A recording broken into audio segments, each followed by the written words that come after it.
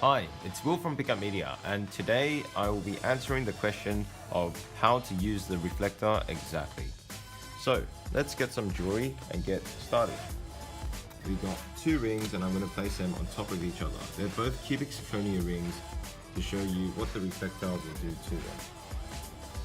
Okay, so again, before we shoot, always give the camera a very quick wipe. Turn to camera mode. Place the phone on the phone stand. Now, the reflector can be used in two ways, vertically and horizontally. Let me show you exactly what difference that makes. Let's try the vertical shot first. Simply zoom in, tap to focus, button up or down as we want, and capture. Now, let's turn the reflector horizontally.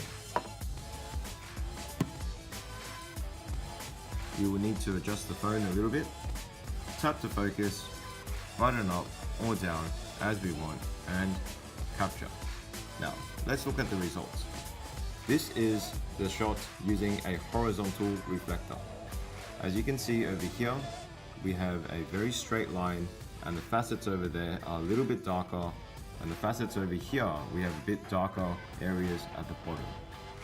Now, let's go to the vertical reflector shot. As you can see, we don't have a straight line at the top of the middle over there. The facets over here are a little bit brighter, and we don't have as much dark spots over here.